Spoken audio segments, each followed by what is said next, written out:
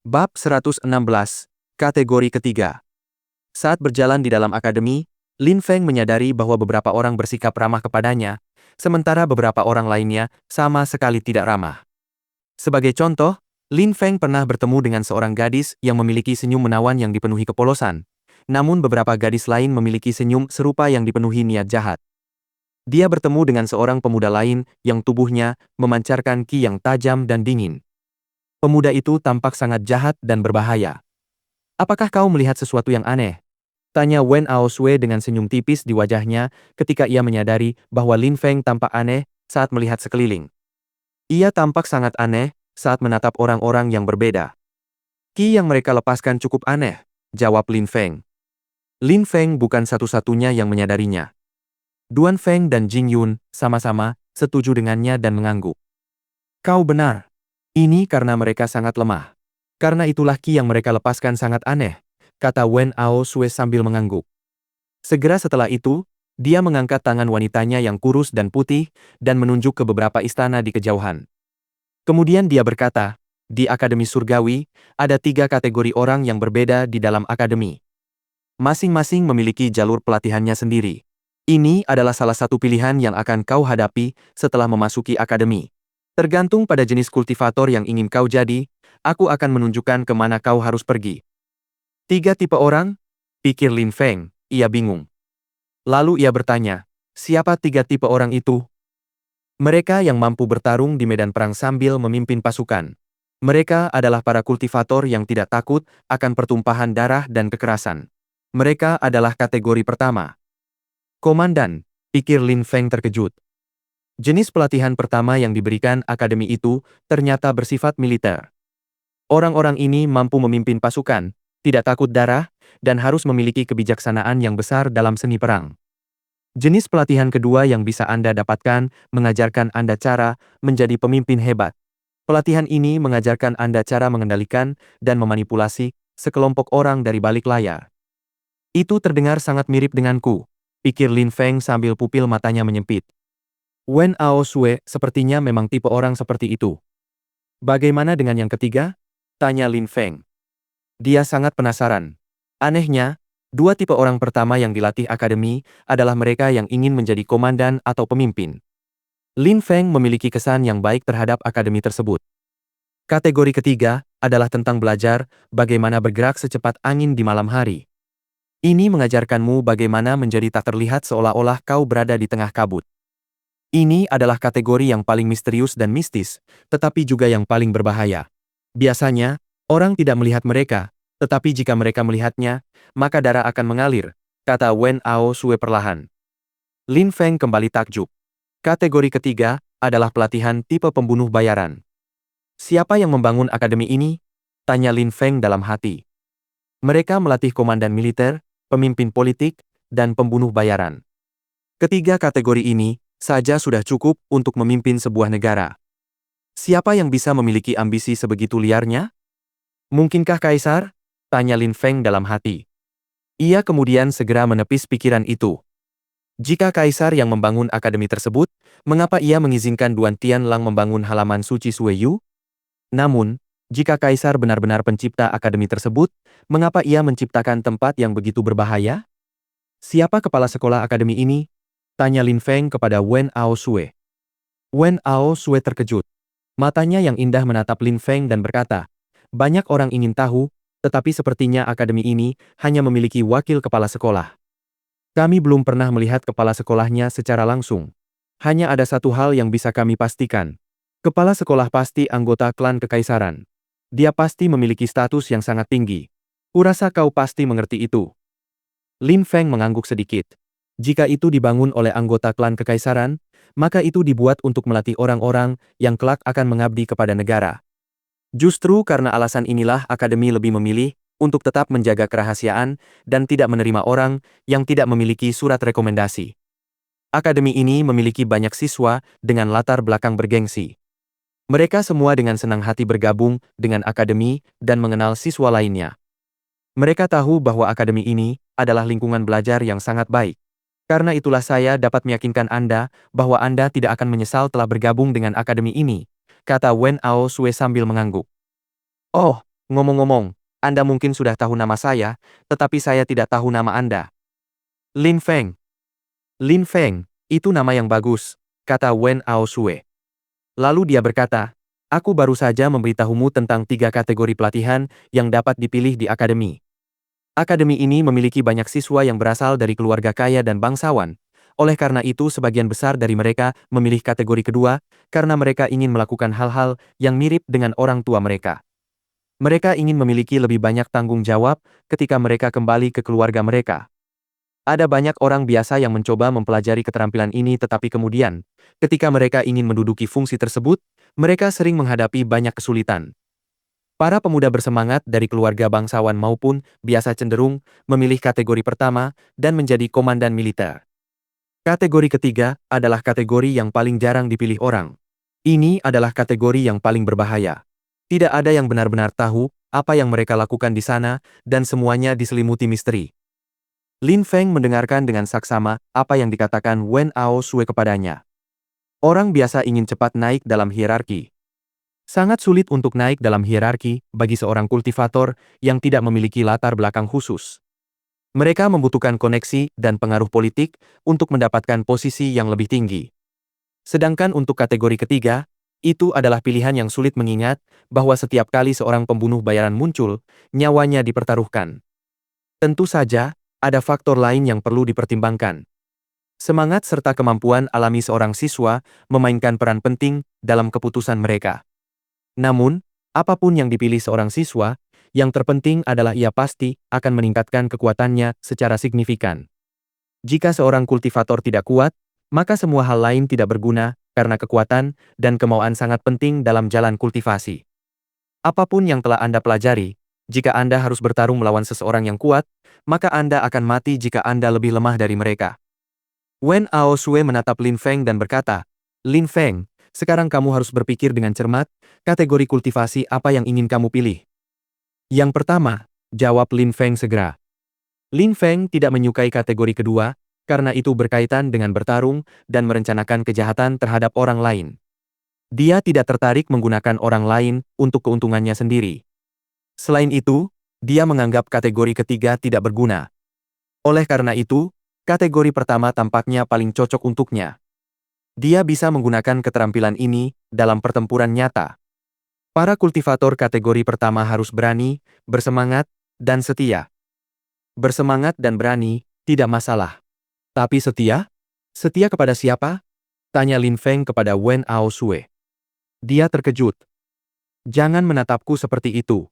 Aku juga tidak tahu, jawab Wen Aosue dengan ekspresi kewanitaan di matanya.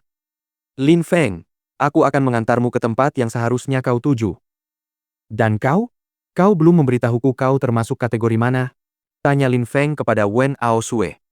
Wen Aosue tampak seperti seorang gadis dan jelas berasal dari keluarga bangsawan, tetapi ia tidak terlihat sombong seperti yang lain. Ia juga tidak terlihat sangat berani dan tidak tampak berapi-api. Coba tebak. Yang ketiga, jawab Lin Feng tanpa ragu, yang mengejutkan Wen Aosue. Segera setelah itu, Wen Aosue tersenyum tetapi tetap diam. Duan Feng, bagaimana denganmu? Tanya Lin Feng. Lin Feng tidak lupa bahwa dia berada di sana karena Duan Feng. Dia tidak pernah menyangka akan bergabung dengan akademi sebelum itu. Aku? Tanya Duan Feng sambil tersenyum. Aku akan memilih yang sama sepertimu, Lin Feng, yang pertama. Bagus sekali. Kalau begitu, mari kita pergi bersama, kata Lin Feng sambil tersenyum. Tak lama kemudian, mereka tiba di sebuah alun-alun yang luas. Banyak orang duduk tegak. Terdengar suara Guqin. Jika kamu ingin menjadi salah satu kategori pertama, kamu harus lulus ujian terlebih dahulu. Hanya jika kamu berhasil, kamu akan diterima sebagai siswa kategori pertama, jelas Wen Aosue sambil menatap Lin Feng. Lin Feng berkata, jika kategori pertama memerlukan tes, bagaimana dengan 2 kategori lainnya? Apakah sama? Kategori kedua tidak memerlukan ujian apapun, tetapi kategori ketiga memerlukan ujian, dan ini adalah yang paling sulit, kata Wen Aosue sambil tersenyum. Lin Feng terkejut. Kebanyakan orang sama sekali tidak tertarik pada kategori ketiga, tetapi ujiannya adalah yang paling sulit. Lin Feng bingung.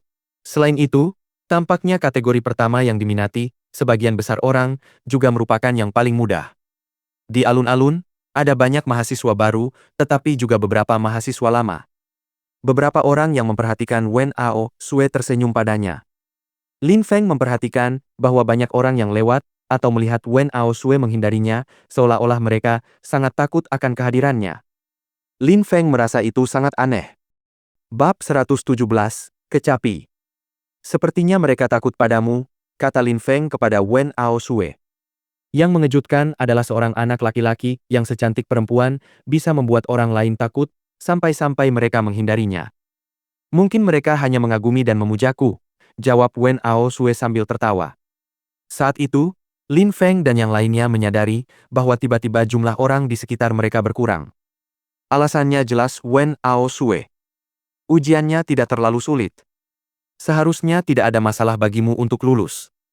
Karena kategori pertama adalah kategori yang paling diminati banyak orang, kategori ini juga merupakan kategori di mana para siswa paling kuat. Setiap tahun selama minggu pendaftaran dan ujian, kami mengizinkan siswa yang lebih senior untuk berpartisipasi untuk melihat seberapa jauh kemajuan mereka, kata Wen Ao Sue kepada Lin Feng dengan suara rendah sambil memandang kerumunan yang semakin besar. Apakah ujiannya akan berupa mendengarkan musik? Tanya Lin Feng sambil menatap siluet seorang lelaki tua yang sedang meletakkan tangannya di atas kecapi. Ia sedikit memejamkan matanya. Kau benar, ujiannya adalah mendengarkan melodi yang akan dia mainkan, jawab Wen Ao Sue sambil tertawa. Apa? Tesnya berupa mendengarkan lagu? Duan Feng dan Jing Yun juga terkejut. Mendengarkan lagu?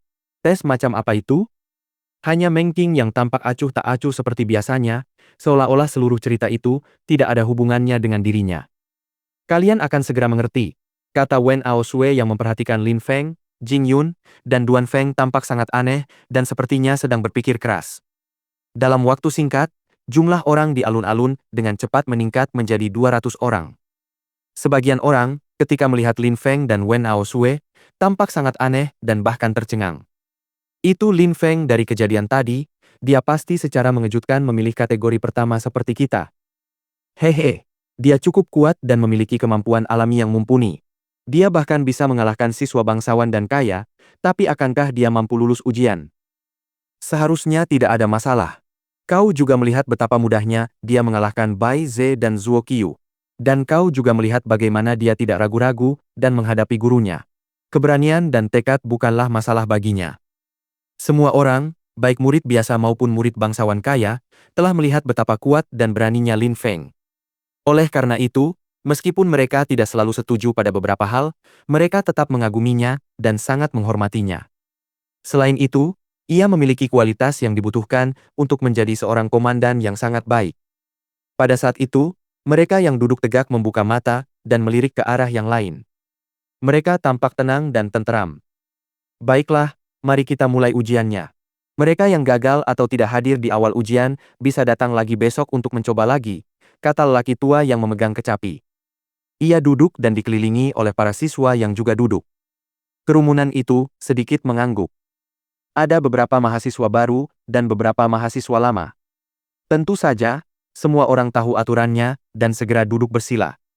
Baiklah, duduklah dengan benar dan dengarkan alunan kecapi, kata Wen Ao Sue kepada Lin Feng dan yang lainnya sambil tersenyum. Baiklah, kalau begitu mari kita duduk, kata Lin Feng dan yang lainnya. Segera setelah itu, mereka semua duduk bersila.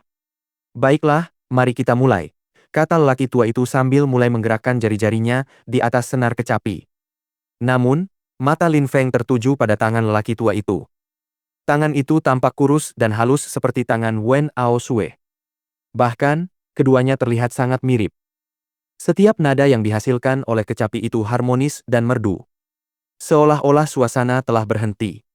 Sesaat kemudian, tidak ada suara lain kecuali suara kecapi. Ketenangan mutlak menyelimuti suasana. Lambat laun, semakin banyak orang yang memejamkan mata dan menikmati musik. Seolah-olah udara yang mereka hirup benar-benar segar dan mengandung kegembiraan yang tak terbatas. Lin Feng pun hampir memejamkan matanya, tetapi setiap kali merasa mengantuk, ia tak kuasa menahan diri dan tetap tenang. Hipnotis. Lin Feng tiba-tiba mengerti. Tujuan dari melodi itu adalah untuk menghipnotis orang. Betapa dahsyatnya. Pasti ini jurus misterius, pikir Lin Feng, lalu segera menutup matanya. Ia tertidur meskipun sedang berjuang. Ia benar-benar ingin melihat seberapa dahsyat jurus itu, jadi akhirnya ia berhenti melawan. Tiba-tiba, ia merasa seolah-olah sendirian di dunia.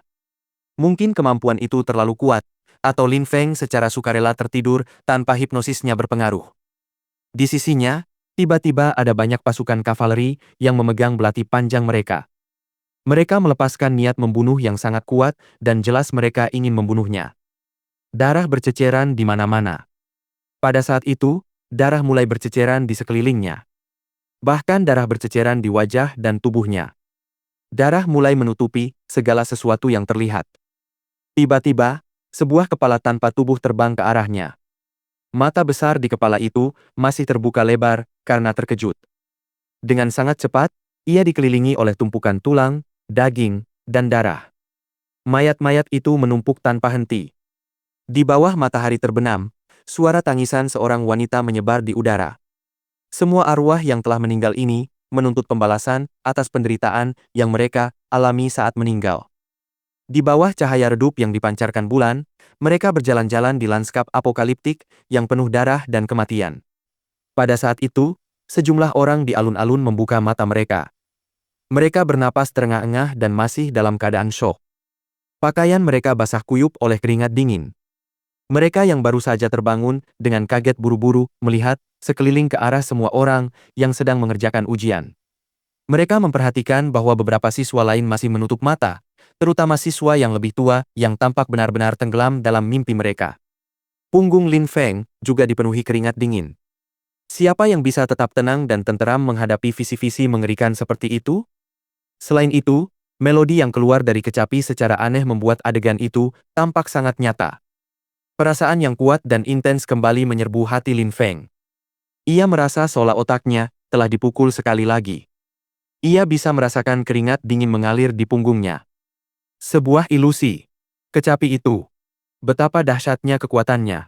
Melodi kecapi itu secara mengejutkan bisa membuat orang tertidur dan mengalami mimpi buruk yang hampir mustahil untuk diatasi. Sungguh mengerikan.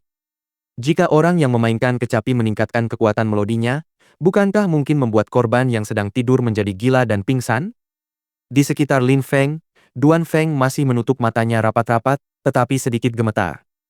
Sedangkan Jing Yun, dia sudah membuka matanya dan napasnya, yang berat namun tidak teratur memberi kesan bahwa dia sebelumnya sesak napas. Sebaliknya, banyak orang lain sudah membuka mata mereka sementara beberapa lainnya masih menutup mata. Namun, tubuh semua orang yang matanya masih tertutup sudah bereaksi terhadap musik tersebut. Ujian yang berat sekali, pikir Lin Feng. Senyum aneh teruk di wajahnya. Beberapa saat sebelumnya, karena tenggelam dalam mimpinya, ia tidak sempat berpikir terlalu banyak, tetapi saat itu, ia mengerti tujuan ujian tersebut. Sepertinya dengan membuka matanya, ia telah gagal. Beberapa saat kemudian, melodi kecapi berhenti. Semua orang mulai membuka mata mereka, satu persatu.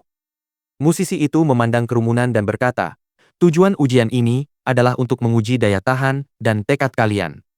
Jika lingkungan seperti itu tidak tertahankan bagi kalian dan kalian terbangun terburu-buru, itu berarti akan sulit bagi kalian untuk berada di medan perang. Oleh karena itu, bagi kalian yang terbangun beberapa saat sebelumnya, silakan pergi. Kalian tidak bisa menjadi komandan. Jadi begitulah keadaannya, pikir Lin Feng sambil tersenyum kecut. Namun, sebenarnya Lin Feng tidak terbangun karena tidak tahan berada di tempat itu. Ia terbangun karena jiwanya membuatnya tidak mampu menjadi tawanan ilusi dan ia telah membebaskan diri. Banyak orang tampak sangat kecewa dan pergi satu persatu. Mereka jelas mengerti bahwa tinggal di sana tidak ada gunanya. Selain itu, beberapa dari mereka sudah ragu apakah mereka bisa menjadi komandan dan berpikir bahwa pilihan mereka bukanlah jalan yang tepat bagi mereka. Musisi itu melihat sekeliling dan melihat Lin Feng. Kemudian dia bertanya, "Kau, kenapa kau tidak pergi?" Mereka yang mengenal Lin Feng tercengang. Apakah Lin Feng gagal dalam ujian? Wen Ao Sue tercengang. Mungkinkah Lin Feng tidak tahan melihat pemandangan mengerikan seperti itu? Ujiannya memang tidak mudah, tetapi awalnya tidak tampak mustahil bagi seseorang seperti Lin Feng. Lagi pula, dia sudah menunjukkan kekuatannya. Guru, Saya tidak terbangun karena penglihatan mengerikan itu, kata Lin Feng sambil tersenyum kecut dan menggelengkan kepalanya. Saat ia selesai berbicara, banyak orang menatapnya, dan ia merasa tertekan oleh tatapan mata itu. Guru itu seharusnya memiliki kemampuan yang luar biasa. Bagaimana mungkin ia tidak menyadari bahwa Lin Feng tidak terbangun karena kengerian penglihatan itu? Selain itu, cara guru itu memandang Lin Feng bahkan tampak seperti meremehkannya. Jika kamu benar-benar ingin menjadi komandan, jangan menyerah dan kembalilah besok pada waktu yang sama, kata guru itu. Besok? Lin Feng merasa kesal. Peresmian halaman suci Sui Yu akan berlangsung lusa. Guru, izinkan saya mencoba lagi, kata Lin Feng dengan senyum masam yang sama di wajahnya sambil menggelengkan kepalanya. Kau benar-benar tidak tahu malu. Kau baru saja mendapat kesempatan. Kembalilah besok. Tidak perlu terburu-buru, kata guru itu, yang membuat Lin Feng terkejut. Semua orang menatapnya. Lin Feng menggelengkan kepalanya, tersenyum, dan berkata lagi, Guru, saya mohon, beri saya kesempatan kedua. Guru itu memandang Lin Feng dengan aneh dan berkata dengan suara rendah, dengan tekad dan motivasi yang kamu miliki sekarang, sulit dipercaya bahwa kamu tidak bisa lulus ujian. Aku akan membuat pengecualian dan melanggar aturan untukmu dan membiarkanmu mencoba lagi hari ini. Bab 118, Halaman Suci. Sebagai seorang kultivator, menjaga harga diri itu penting, tetapi kenyataannya tidak selalu seperti yang terlihat. Lin Feng diminta pergi karena gagal dalam ujian, tetapi dia tidak pergi. Semua orang memandang Lin Feng dengan aneh. Meskipun beberapa orang menganggapnya konyol dan berpikir bahwa dia mempermalukan dirinya sendiri, Lin Feng tetap tersenyum dan meminta kesempatan kedua. Senyum itu menunjukkan bahwa dia tidak peduli dengan kenyataan bahwa dia kehilangan harga diri dengan meminta kesempatan kedua. Namun, sang guru memahami bahwa Lin Feng tidak bersikap seperti itu karena dia tidak peduli dengan harga dirinya. Sebaliknya, Lin Feng keras kepala dan hanya orang yang keras kepala yang gigih dan pantang menyerah. Para hadirin terkejut. Sang guru tiba-tiba menerima dan memberi Lin Feng kesempatan kedua. Terlebih lagi, suara guru itu terdengar seperti dia benar-benar percaya pada masa depan Lin Feng karena keyakinannya yang teguh. Terima kasih banyak Bu Guru, kata Lin Feng sambil mengangguk. Lin Feng memiliki kesan yang baik terhadap gurunya. Beliau tampak ramah dan mudah didekati. Selain itu, beliau sama sekali tidak terlihat sombong. Aku akan mulai memainkan zither lagi, kali ini hanya kalian yang akan mendengarkannya, kata guru itu dengan acuh tak acuh. Segera, ia mulai bermain lagi. Namun, seperti yang dikatakannya, orang banyak sama sekali tidak dapat mendengar musik tersebut. Sungguh menakjubkan bagaimana guru itu dapat mengendalikan alur musiknya sehingga hanya orang-orang yang dipilihnya yang dapat mendengarnya. Betapa hebatnya, pikir kerumunan itu tercengang. Guru itu belum pernah menunjukkan kendali sehebat itu di depan mereka sebelumnya. Pada saat itu, Lin Feng merasa melodi itu seperti sungai yang mengalir ke telinganya. Dia sudah bisa merasakan matanya mulai terasa berat di bawah hipnosis. Dia memusatkan seluruh perhatiannya pada musik dan mencoba menyerahkan dirinya pada ilusi. Dia bisa merasakan dirinya perlahan hanyut ke dalam ilusi setiap saat. Namun, sesuatu yang aneh sedang terjadi. Betapa kejamnya. Jika roh surgawiku tetap seperti ini, maka aku tidak akan bisa jatuh ke dalam ilusi, pikir Lin Feng. Qi dingin telah merasuki tubuh Lin Feng dan dia tidak lagi terpengaruh oleh ilusi, dan musik tidak memiliki kekuatan apapun atas dirinya. Segala sesuatu di sekitarnya sangat jernih dan tenang, matanya terbuka lebar. Meskipun melodinya sama seperti sebelumnya, matanya tetap terbuka lebar dan menatap guru yang memainkan kecapi. Hah? Sang guru terkejut ketika melihat Lin Feng ternyata tidak tertidur dan sama sekali tidak berusaha untuk tetap terjaga. Ia tiba-tiba mulai memainkan melodi yang sama sekali berbeda. Kali ini ritmenya lebih cepat dan kekuatannya jauh lebih besar.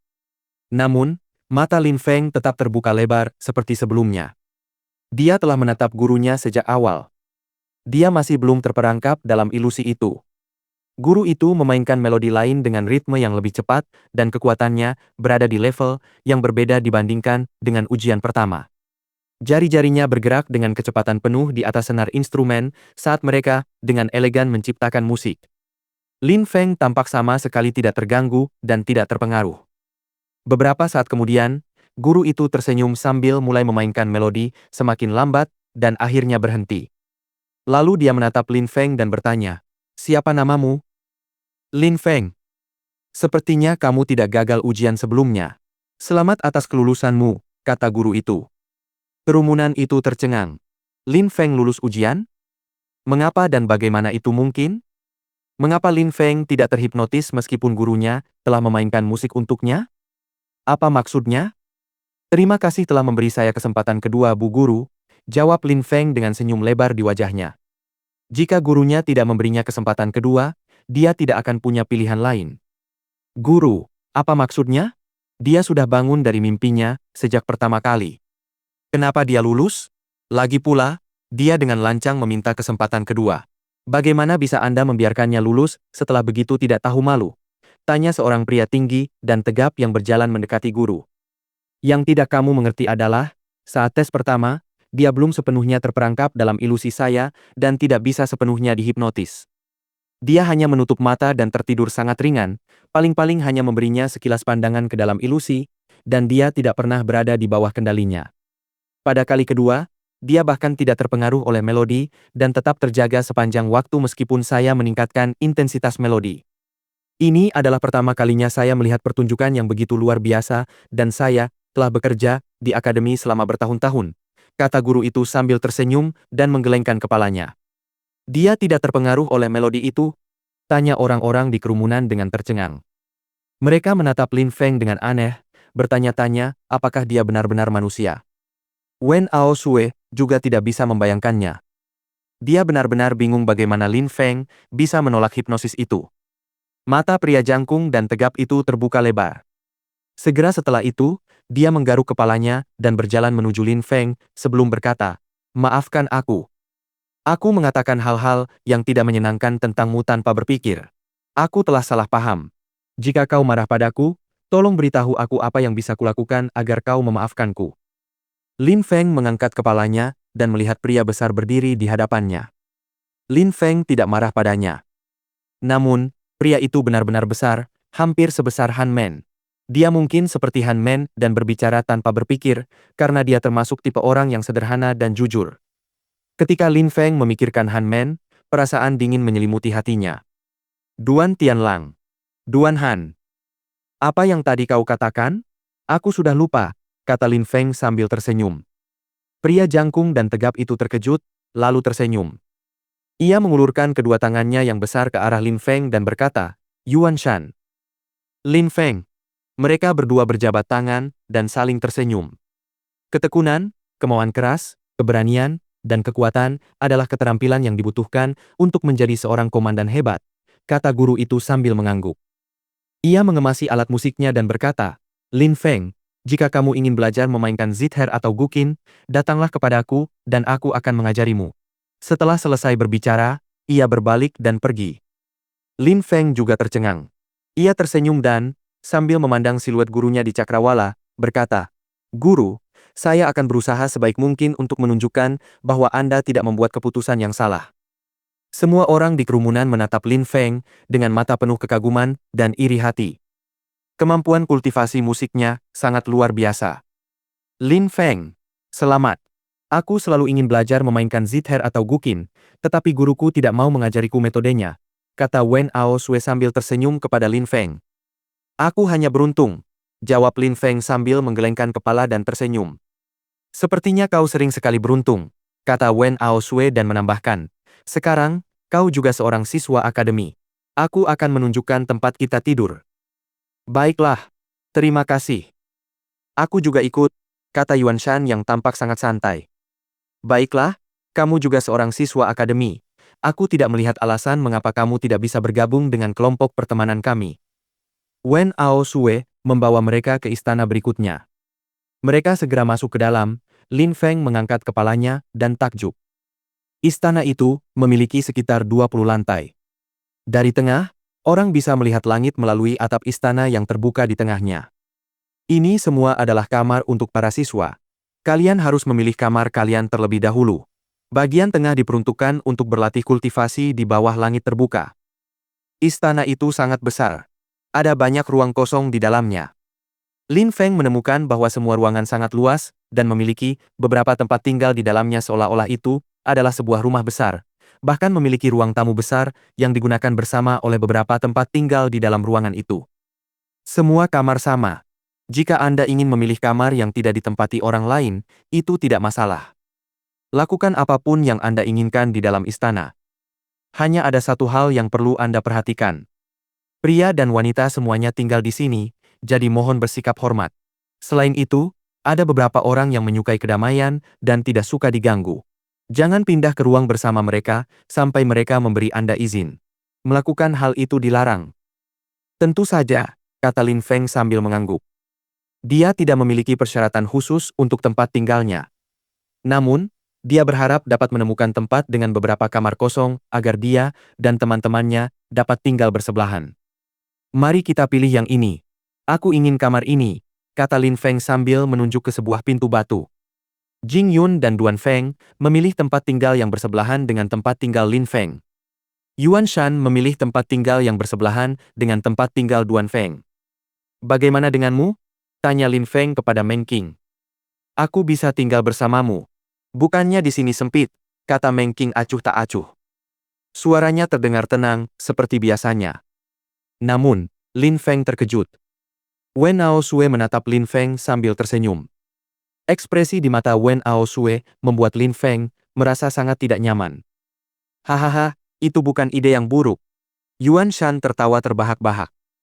Lin Feng meliriknya dan merasa semakin tidak nyaman. Baiklah, itu ide bagus. Aku akan bisa merawatmu dengan baik, kata Lin Feng. Duan Feng terkejut. Lin Feng ingin merawat Meng Qing. Lin Feng, kakak, kau benar-benar hebat, pikir Duan Feng, tetapi kata-kata itu tidak keluar dari mulutnya. Jika kita tinggal bersama, kau akan bisa menceritakan setidaknya 10 cerita sehari kepadaku, bisik Meng Qing, yang membuat kaki Lin Feng lemas hingga hampir terjatuh. Sungguh gadis yang kejam. Keesokan harinya di pagi hari di Akademi Surgawi, orang-orang terus berdatangan satu demi satu, tetapi jumlahnya lebih sedikit daripada hari sebelumnya. Di kota kekaisaran, terdapat sebuah alun-alun besar tempat orang-orang berkumpul. Sudah ada sekelompok besar orang di sana, tetapi orang-orang terus berdatangan. Di ujung alun-alun itu, terdapat sebuah gerbang besar yang bertuliskan beberapa kata, Halaman Suci Sue Yu. Tepat pada hari itu, peresmian Halaman Suci Sue Yu berlangsung. Setelah berita itu tersebar, banyak sekali orang bergegas ke tempat itu. Sebagian dari mereka berharap untuk belajar di halaman suci, sementara sebagian lainnya hanya datang untuk menyaksikan upacara tersebut. Pembangunan halaman suci Sue Yu merupakan peristiwa besar dalam sejarah negara. Hal itu mungkin akan mengubah takdir negara Sue Yu. Hari ini sepertinya tidak akan menjadi hari yang tenang. Bab 119, Pertemuan. Sepertinya halaman suci Sue Yu menarik lebih banyak kultivator daripada Akademi Surgawi. Lin Feng berdiri di tengah lautan manusia itu. Dia mengenakan topeng perunggunya untuk menyembunyikan identitasnya. Meng Qing dan yang lainnya berdiri di samping Lin Feng. Wen Aosue dan Yuan Shan juga mengikuti rombongan itu. Mereka ingin melihat sendiri seberapa populer halaman suci Sue Yu. Jing Yun menatap topeng perunggu Lin Feng. Jantungnya berdebar kencang. Dia mungkin punya alasan bagus untuk mengenakan topeng perunggu. Jelas itu berarti dia tidak ingin orang lain mengenalinya. Itu mengingatkannya bahwa dia masih belum tahu apa yang terjadi padanya selama kehancuran sekte Yunhai. Sinar matahari menembus awan di langit dan menyinari kerumunan orang. Suasananya terasa hangat dan nyaman, sungguh hari yang baik untuk upacara tersebut. Lihat, mereka keluar. Sungguh megah. Seru banyak orang di kerumunan satu persatu ketika melihat siluet gagah berani melewati gerbang besar halaman suci Sue Yu. Mereka semua mengenakan jubah putih yang megah. Dua kata terukir di jubah mereka, halaman suci. Huruf-huruf itu tampak indah dan mewah. Jubah mereka memberi kesan bahwa mereka siap bertempur kapan saja. Ada ratusan dari mereka yang semuanya mengenakan jubah yang sama. Mereka semua adalah kultivator yang masih sangat muda. Tak lama kemudian, mereka semua telah melewati gerbang halaman dan berjalan menuju alun-alun publik yang sangat luas. Di dalam alun-alun publik, terdapat panggung besar yang akan mereka naiki satu persatu. Kemudian mereka memandang kerumunan dengan dingin dan acuh tak acuh. Mereka semua memiliki ekspresi yang sangat arogan dan mendominasi di wajah mereka. Mereka adalah orang-orang pertama yang terpilih untuk belajar di halaman suci Sueyu. Mereka datang dari setiap sudut negeri ke lokasi ini. Pada saat itu, mereka berdiri di panggung besar di hadapan jutaan orang. Mereka tidak bisa menahan rasa bangga yang luar biasa. Lin Feng menatap mereka melalui topeng perunggunya. Hatinya semakin dingin hingga benar-benar membeku. Di antara semua orang ini, dia sudah mengenal banyak dari mereka. Ling Hu Hishan, Tu Fu, Wen Renyan. Orang-orang ini dulunya sangat populer di sekte Yunhai. Mereka semua dianggap sebagai jenius yang luar biasa dan sangat penting bagi kemakmuran sekte tersebut. Ketika sekte Yunhai dihancurkan, mereka mengkhianatinya dan berpihak pada Duan Tianlang. Dan pada saat itu, mereka berdiri bersamanya di atas panggung dan berbagi kegembiraannya. Selain ketiga orang ini, Lin Feng mengenali orang-orang lain dari sekte Yunhai. Mereka semua adalah murid berpangkat tinggi yang dengan penuh syukur menerima tawaran Duan Tianlang. Tidak hanya murid-murid dari sekte Yunhai yang hadir. Ada juga murid-murid dari sekte-sekte besar lainnya. Dia memperhatikan sepupunya, Lin Qian, dari sekte Haoyu, serta Lin Hong dari desa Gunung Es dan Salju. Hahaha, Lin Rui, lihat Lin Qian dan Lin Hong, mereka sudah menjadi murid di halaman suci Sueyu. Masa depan mereka akan cerah dan gemilang. Kita akan menjadi klan terkuat di kota Yangzhou dan memusnahkan semua klan kecil lainnya dalam waktu singkat. Lin Badao, paman Lin Feng, secara mengejutkan ada di sana dan berbicara dengan lantang tentang masalah tersebut tanpa mempedulikan orang-orang di sekitarnya. Ia dikelilingi oleh anggota klan Lin. Lin Rui juga ada di sana. Memang benar. Kurasa Lin Qian dan Lin Hong benar-benar dapat diandalkan. Mereka pasti akan menjadi pilar terpenting klan Lin kita di masa depan, jawab Lin Rui sambil tersenyum. Ia sangat sopan kepada Lin Badao. Akhir-akhir ini, Lin Badao sering mengandalkan kedua anaknya untuk memperkuat posisinya. Semakin tinggi posisi mereka, semakin besar pengaruhnya. Masalahnya adalah Nalan Xiong. Nalan Feng juga diterima. Itu tidak terlalu bagus. Nalan Feng saat ini sedang belajar di halaman suci Sueyu, kata Lin Badao sambil melirik kerumunan. Dia memperhatikan banyak orang dari kota Yangzhou, termasuk klan Nalan.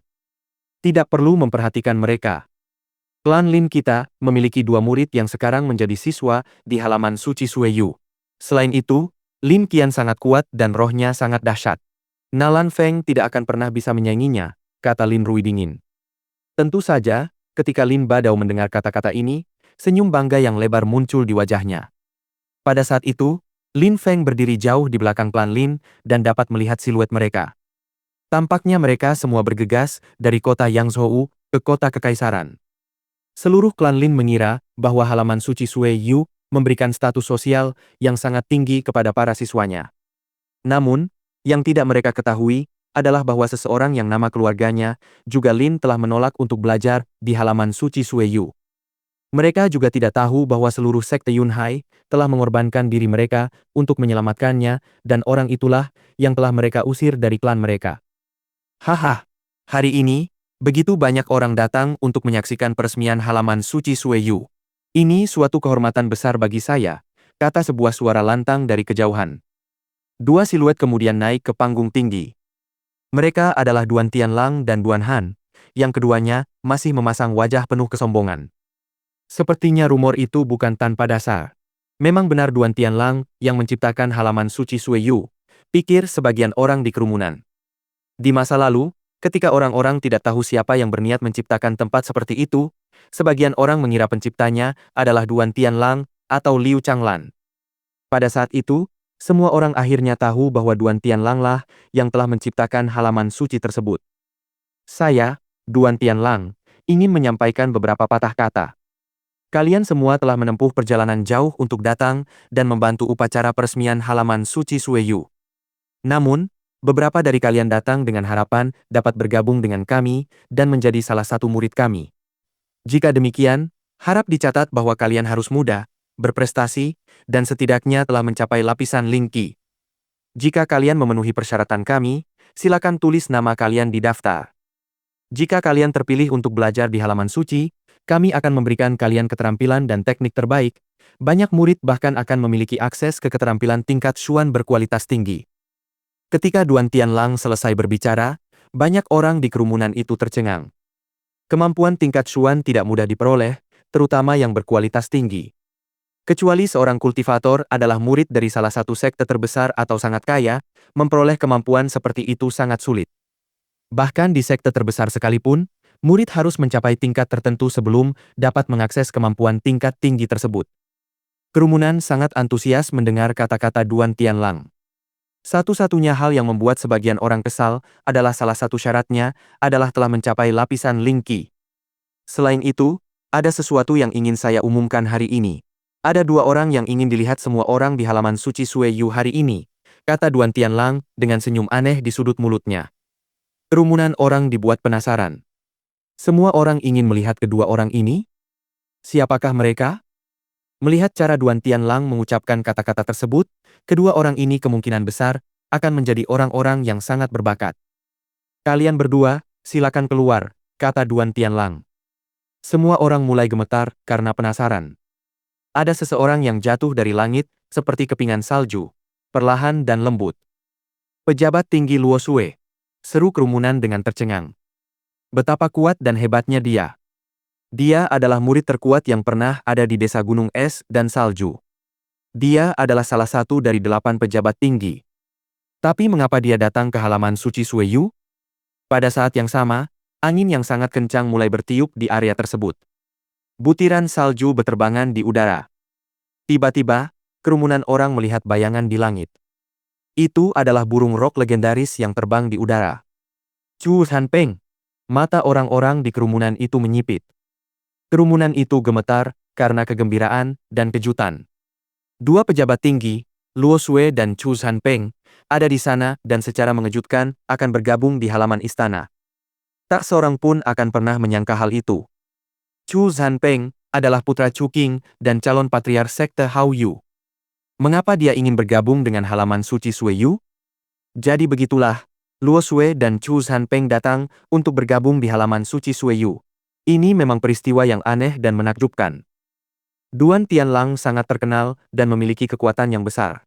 Berbagai macam komentar bermunculan di antara kerumunan. Seperti yang diharapkan, orang-orang yang sangat terkenal telah datang untuk bergabung di halaman suci. Luo Sue dan Chu Hanpeng berdiri di sisi kiri dan kanan Duan Tianlang. Klan kekaisaran dan kedua pejabat tinggi eksternal itu berdiri berdampingan, bahu-membahu. Dan sekarang, izinkan saya mengumumkan pembukaan resmi halaman suci Sueyu. Saya, Duan Tianlang, adalah kepala sekolah pertama, kata Duan Tianlang dengan suara lantang sehingga orang-orang dapat mendengarnya dari jauh di tengah kerumunan. Duan Lai, selamat, kata suara-suara di antara kerumunan. Banyak orang di kerumunan kemudian mengeluarkan kotak-kotak upacara berwarna emas. Itu adalah hadiah untuk para selebriti bak dewa yang hadir. Klan Bai, selamat. Klan Hong, selamat. Klan Gu, selamat. Orang-orang terus berdatangan dari kerumunan dengan kotak-kotak emas dan bergegas menyerahkan hadiah mereka seolah-olah mereka telah menunggu dengan sabar sepanjang waktu untuk menyampaikan ucapan selamat. Duan Tianlang tersenyum lebar. Terima kasih semuanya. Bagi yang berminat, silakan ambil hadiah Anda. Bab 120. Keadilan. Mereka yang memberi selamat dan memberikan hadiah adalah para bangsawan kota kekaisaran. Kerumunan itu mengerti bahwa mereka yang berada di balik penciptaan halaman suci Sueyu adalah klan kekaisaran. Tidak perlu disebutkan lagi bahwa mereka yang dapat bergabung dengan halaman suci Sueyu adalah orang-orang yang sangat kuat. Mereka yang memberikan hadiah kemudian perlahan-lahan kembali ke arah kerumunan. Duan Tianlang tersenyum lebar, menunjukkan kepuasannya atas bagaimana semuanya berjalan. Semua orang tahu bahwa langkah selanjutnya adalah perekrutan murid baru. Namun pada saat itu, ki yang kuat muncul dari atmosfer. Semua orang merasakan bagian atas kepala mereka tiba-tiba berada di bawah tekanan berat yang membuat mereka mengangkat kepala ke langit. Panah! Tiba-tiba, datang dari langit seperti meteor yang lintasannya berbentuk lengkungan indah dan sempurna, melesat menembus udara dengan kecepatan penuh langsung menuju Duan Tianlang di panggung tinggi. Apa yang terjadi? Teriak orang-orang di kerumunan dengan cemas. Secara mengejutkan, seseorang menyerang Duan Tianlang dengan panah pada hari peresmian halaman suci. Sungguh tidak berperasaan. Duan Tianlang terkejut. Senyum di wajahnya lenyap, dan digantikan dengan ekspresi dingin dan jahat. Hancurkan! Energi pedang yang kuat dan dahsyat menyebar di atmosfer dan memblokir anak panah, menyebabkannya jatuh ke tanah. Pada saat yang sama, suara gemuruh yang kuat menggema di telinga semua orang dan tanah mulai bergetar. Liu Changlan menyampaikan ucapan selamat atas pendirian halaman suci Sueyu, kata sebuah suara lantang yang membuat kerumunan orang tercengang. Liu Changlan, yang juga dikenal sebagai Liu Changlan Panah Ilahi, telah datang dan menyerang Duan Tianlang. Pasukan kavaleri Qi Xie menyampaikan ucapan selamat atas pendirian halaman suci Sueyu. Penyebab suara gemuruh dan getaran tanah segera terungkap. Jauh di cakrawala, Ki dari sejumlah besar kavaleri lapis baja, Qi Xie tiba-tiba menampakkan diri di udara. Seluruh kerumunan dapat merasakan Ki tersebut semakin mendekat. Apa itu? Apa yang terjadi? Teriak kerumunan orang dengan panik. Ekspresi mereka berubah drastis. Tiba-tiba, hujan panah memenuhi langit di atas kerumunan. Pemandangan itu anehnya indah. Semua orang tercengang. Mereka hanya bisa menatap kosong ke arah semua anak panah yang menutupi matahari. Langit dipenuhi begitu banyak anak panah, sehingga sinar matahari kesulitan menembusnya. Apakah Liu Changlan benar-benar datang untuk memberi selamat atas pendirian halaman suci Sueyu? Sungguh lancang, teriak Duan Tianlang dengan marah sambil memasang wajah jahat. Duan Tianlang tiba-tiba melompat ke udara sambil memegang pedangnya yang memancarkan cahaya terang dan cemerlang. Pada saat yang sama, banyak orang juga melompat ke udara sambil melepaskan ki yang sangat kuat dan menyerang panah-panah di langit. Banyak sekali anak panah yang berjatuhan pada saat itu dan orang-orang di kerumunan dengan kacau berusaha menghindari agar tidak terkena tembakan. Pasukan kavaleri lapis baja Qi Xie dengan cepat tiba dan membubarkan kerumunan. Angin kencang menyelimuti mereka. Pemimpin mereka sangat menarik perhatian semua orang. Ia memiliki rambut panjang seputih salju. Ia sangat tampan dan pakaiannya tampak indah dan bersih. Itu Liu Changlan. Kenapa rambutnya semuanya putih? Kata beberapa orang di kerumunan sambil memandang Liu Changlan. Mungkinkah dia datang ke upacara di halaman suci untuk membuat masalah? Pasukan kavaleri lapis baja Qi Xie telah berhenti. Jumlah mereka sekitar 200 orang. Masing-masing dari mereka tampak bertekad dan gagah. Mereka semua tampak seperti penakluk yang berpengalaman dalam pertempuran. Liu Changlan, apa kau tahu apa yang kau lakukan? Kata Duan Tianlang dengan jahat sambil menatap tajam Liu Changlan yang duduk di atas kuda lapis baja Qi Xie miliknya. Aku datang atas nama keadilan, kata Liu Changlan dengan suara tenang dan tenteram namun penuh tekad. Keadilan? Tanya Duan Tianlang sambil tersenyum dingin. Hari ini adalah peresmian halaman suci Sueyu, perayaan terbesar dan terpenting di negara ini. Dan kau berani bicara tentang keadilan, apapun arti keadilan itu. Aku telah mengabdi kepada negara kita setidaknya selama 20 tahun. Aku telah bertempur di banyak medan perang, dan aku tidak pernah mengeluh, bahkan sekalipun. Lalu, aku bahkan mengirim putriku sendiri ke seluruh pelosok negeri untuk mencari murid-murid luar biasa yang dapat bergabung dengan halaman suci Sueyu dan menjadi pilar bangsa kita. Kata Liu Changlan sambil mengangkat kepalanya ke langit. Rambut putih panjangnya melayang tertiup angin. Aku mendedikasikan hidupku untuk negara. Aku adalah komandan pasukan kavaleri Qi Xie. Dan kau, Duan Tianlang, memintaku untuk meminjamkan pasukanku yang dengan naif kulakukan. Kemudian kau bersatu dengan sekte-sekte besar lainnya dan menggunakan kavaleri Qi Xie-ku untuk memusnahkan sekte Yunhai, sekte yang membentukku menjadi orang seperti sekarang, sekte yang melatihku dan merawatku. Dalam satu hari, kau memusnahkan mereka semua dan meninggalkan sungai darah yang tak henti-hentinya mengalir di belakangmu. Dan kemudian, kau berani mengatakan kau tidak tahu apa yang kumaksud dengan keadilan, kata Liu Changlan sambil perlahan menoleh ke arah Duan Tianlang. Kata-kata Liu Changlan dipenuhi dengan keinginan yang tajam. Ketika orang banyak mendengar kata-kata Liu Changlan, mereka menghela napas penuh emosi. Klan kekaisaran memang kejam. Liu Changlan adalah sosok yang luar biasa. Dia adalah pahlawan negara dan yang mengejutkan, klan kekaisaran telah memerintahkan penghancuran sektenya, sekte Yunhai. Tak seorang pun menyangka Duan Tianlang mampu melakukan hal seperti itu. Sekte Yunhai tidak mematuhi perintah klan kekaisaran dan menolak mengirim beberapa muridnya ke halaman suci Sueyu. Inilah yang terjadi ketika seseorang tidak mematuhi perintah kekaisaran. Oleh karena itu, penghancuran sekte Yunhai adalah hukuman yang logis atas pembangkangannya. Selain itu, hari ini, kau berani memasuki kota kekaisaran dengan kavaleri lapis baja Qixie dan membuat masalah pada upacara peresmian halaman suci Sueyu. Ini adalah pelanggaran serius, kata Duan Tianlang sambil melirik Liu Changlan dengan dingin. Kemudian ia menambahkan dengan nada sedingin es yang sama. Selain itu, membuat kavaleri lapis baja Qixie memberontak melawan klan kekaisaran adalah kejahatan serius lainnya. Memberontak melawan klan kekaisaran. Kerumunan itu tercengang. Duan Tianlang tiba-tiba menuduh Liu Changlan sebagai pemberontak. Namun, Duan Tianlang dan orang-orang terdekatnya tampak tenang dan tidak terlalu terpengaruh oleh rangkaian peristiwa tersebut. Jadi, meminta keadilan adalah kejahatan. Begitu, aku, Liu Changlan, memiliki hati nurani yang bersih dan tidak ada yang perlu kumalukan terkait klan kekaisaran. Namun, aku merasa malu atas sekteku, atas saudara-saudariku yang telah meninggal. Bersama jenderal kami sampai mati. Teriak pasukan kavaleri di atas kuda lapis baja Qixie mereka secara serempak. Mereka secara sukarela mengikuti jenderal mereka. Mereka dengan berani menantang maut. Ketika orang banyak mendengar suara pasukan yang dipenuhi semangat kebenaran dan menyatakan kesetiaan kepada jenderal mereka, mereka semua terharu. Adegan itu begitu tragis dan menyentuh. Apa gunanya menjalani hidup seperti ini? Kata Wen Aosue di tengah kerumunan. Matanya dipenuhi kesedihan. Dia tampak patah hati. Lin Feng berdiri di samping Wen Aosue. Di balik topeng perunggunya, matanya berbinar-binar. Liu Changlan telah tiba di kota kekaisaran dengan pasukan kavaleri lapis baja Qixie miliknya. Ia datang untuk memperjuangkan keadilan, tetapi ia juga menyadari bahwa ia bisa mati kapan saja. Liu Changlan menarik napas dalam-dalam dengan putus asa dan melirik setiap anggota pasukannya. Karena sudah begini, hari ini akan menjadi pertempuran terakhir kita. Sayang sekali kita berada di alun-alun kota kekaisaran dan bukan di medan perang, kata Liu Changlan sambil meraih busurnya. Kemudian ia memasang anak panah dan membidik Duan Tianlang.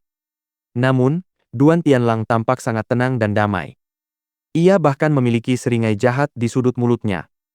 Pada saat yang sama, banyak kultivator kuat bergerak menuju sisi Duan Tianlang dan melepaskan ki yang sangat kuat yang seolah-olah merobek atmosfer.